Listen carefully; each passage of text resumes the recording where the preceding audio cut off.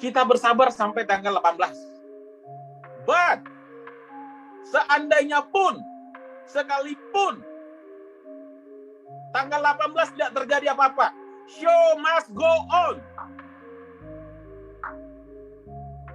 I repeat again. Even 18 Maret, nothing happened. Show must go on. Ya, hidup jalan terus. Kita nggak mati kok tanpa TG. Siapa bilang kita mati tanpa TG? Enggak, semua fine. Hidup jalan terus.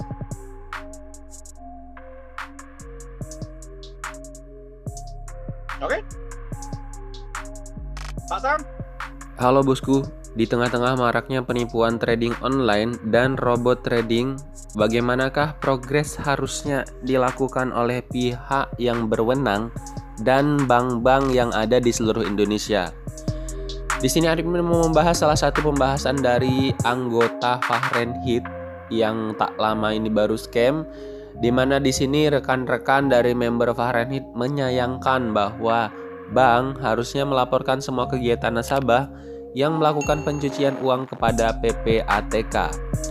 Kejahatan penipuan uang ini dibantu oleh bank, seakan-akan bank harusnya melakukan KYC yang benar sebelum menerima nasabah atau membukakan rekening untuk nasabah. Cuitan salah seorang dari anggota grup yaitu berinisial FT. Nah, di sini ada yang menanggapi. Bu Meli menanggapi bahwa begini katanya, dari mana bank tahu itu pencucian uang kalau bukan karena laporan atau penyelidikan polisi. Yang bertugas menyelidiki adalah polisi. Dalam hal ini, bank tidak berwenang menyelidiki nasabahnya sendiri. Semua sudah ada tupoksinya masing-masing. Respon dari Bu Mary ini ya. Terus respon kembali dari Mr. FT, bank harus aktif melaporkan, bukan karena tidak ada investigasi. Jadi diam-diam saja, tidak lapor PPATK. Apalagi transaksi banyak sekali, kalau sampai 5 triliun, harusnya ada jelas underlying transaksi dan masuk top red alert untuk total 5 triliun punya transaksi. Tugas dan fungsi PPATK. Wah, ini diskusi yang seru nih antara Mr. FT dan Bu Mary. Tugas dan fungsi PPATK. PPATK mempunyai tugas mencegah dan memberantas tindak pidana pencucian uang. Dalam melaksanakan tugasnya, PPATK mempunyai fungsi sebagai berikut. Pertama, pencegahan dan pemberantasan tindak pidana pencucian uang. Kemudian mengelola data dan informasi yang diperoleh PPATK. Pengawasan terhadap kepatuhan pihak pelapor dan analisis atau pemeriksaan laporan dan informasi transaksi keuangan yang berindikasi tindak pidana pencucian uang atau tindak pidana lain. Dalam melaksanakan fungsi pencegahan dan pemberantasan tindak pidana pencucian uang, PPATK berwenang meminta dan mendapatkan data dan informasi dari instansi pemerintah atau lembaga swasta yang memiliki kewenangan mengelola data dan informasi, termasuk dari instansi pemerintah atau lembaga swasta yang menerima laporan dari profesi tersebut. Dari info di atas, tugas PPATK yang mengawasi, melakukan tindakan pencegahan dan tindakan sesuai kewenangan.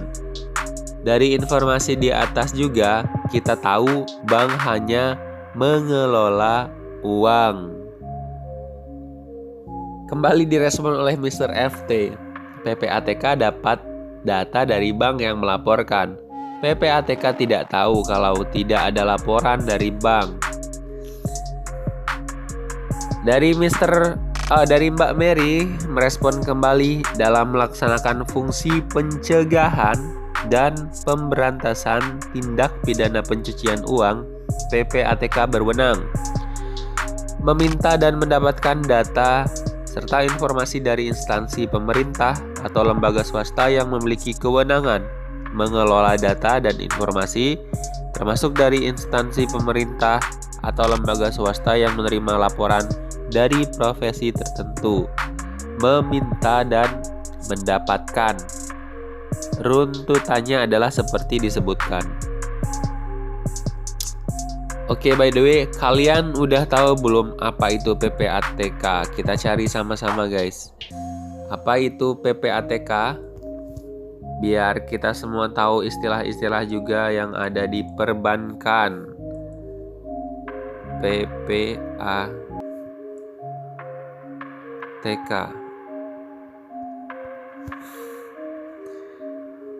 Pusat Pelaporan dan Analisis Transaksi. Jadi peraturan ini atau peraturan PPATK, Pusat Pelaporan dan Analisis Transaksi, nomor 16 tahun 2021.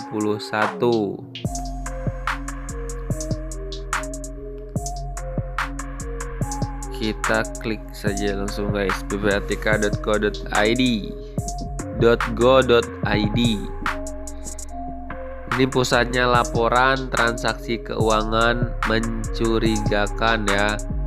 Jadi di sini data-data kalau ada transaksi yang tinggi, yang besar, di bawah mestinya harusnya ada kecurigaan dari pihak bank. Menurut CFT sih begitu ya. Tapi bagaimana tanggapan kalian?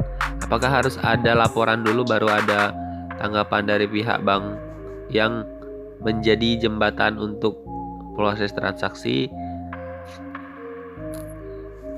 Jadi di sini tertera dari grafik laporan capaian kinerja PPATK kuartal keempat tahun 2021. Kalian juga bisa langsung akses sendiri juga ya, baca-baca tentang Pusat Pelaporan dan Analisis Transaksi Keuangan, yang mana menganalisis dari transaksi yang dilakukan oleh nasabah-nasabah bank sehingga dapat terlihat jelas logis atau tidak transaksi yang dilakukan. Terima kasih. Kalau kalian suka dengan channel ini, silahkan dukung dengan cara like, komen, dan share ke rekan-rekan lainnya.